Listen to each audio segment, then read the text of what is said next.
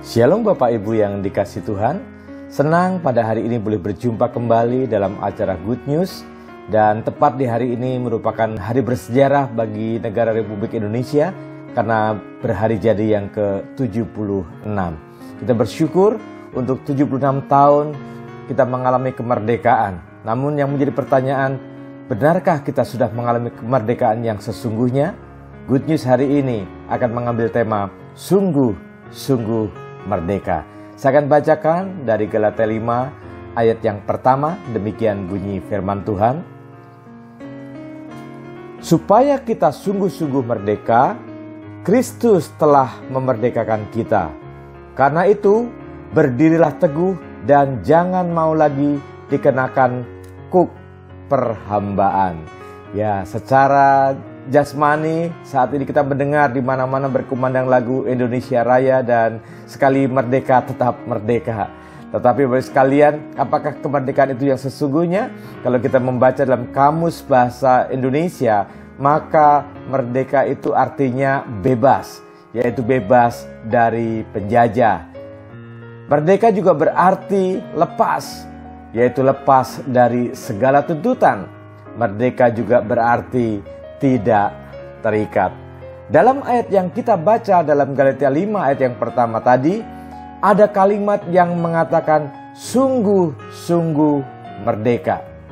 Merdeka yang sebenarnya atau merdeka sepasti-pastinya, merdeka yang sebenar-benarnya atau merdeka yang sejati. Dengan kata lain, ada orang yang tidak merasa kemerdekaan yang sesungguhnya, ya. Ada orang merasakan kemerdekaan itu sesuatu yang belum jelas mungkin dalam kehidupannya.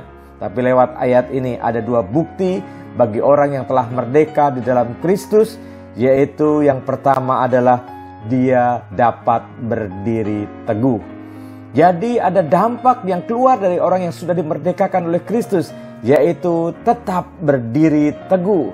Dalam dunia ini banyak hal yang membuat kita menjadi goyah. Tetapi bagi orang yang telah dimerdekakan oleh Kristus, maka dia harus tetap bisa berdiri teguh. Tidak gampang goyah.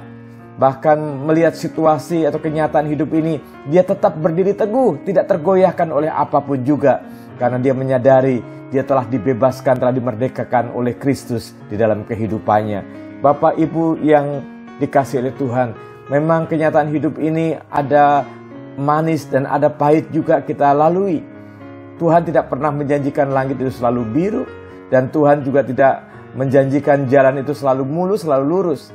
Tapi yang Tuhan janjikan adalah Tuhan menyertai kita di dalam segala hal. Oleh sebab itu, mungkin di masa pandemi ini kita yang mengalami suatu kesulitan untuk mencari ekonomi, ya Bapak sekalian, bahkan ada juga yang kita mengalami putusan hubungan kerja atau di PHK. Bahkan mungkin ada gaji kita yang dipotong karena kondisi ekonomi yang seperti ini. Tetapi bagi orang yang telah dimerdekakan oleh Kristus, dia tetap berdiri teguh apapun situasi yang dihadapinya. Bapak Ibu yang dikasihi oleh Tuhan, saat ini kita telah belajar bahwa orang yang merdeka dalam Kristus adalah, atau orang yang sungguh-sungguh merdeka adalah orang yang dapat berdiri teguh di dalam situasi apapun juga. Bapak Ibu sekalian, sudahkah kita memunculkan dampak yang seperti ini di dalam situasi, kondisi yang mungkin menyulitkan kita, tetapi kita sebagai anak-anak Tuhan yang telah dimerdekakan, kita tetap dapat berdiri teguh. Lalu dampak yang kedua bagi orang yang telah dimerdekakan oleh Kristus adalah tidak lagi hidup dalam kuk perhambaan. Ini sangat penting dalam kehidupan kita. Banyak orang sudah mengatakan merdeka, tetapi dia masih terikat, dia masih memikul kuk dalam kehidupannya. Dan kuk perhambaan di sini ada dua macam dalam Alkitab, ya. Yang pertama adalah hamba dosa dan yang kedua adalah hamba kebenaran. Yohanes 8 ayat 34 mengatakan, kata Yesus kepada mereka, "Aku berkata kepadamu, sesungguhnya setiap orang yang berbuat dosa adalah hamba dosa."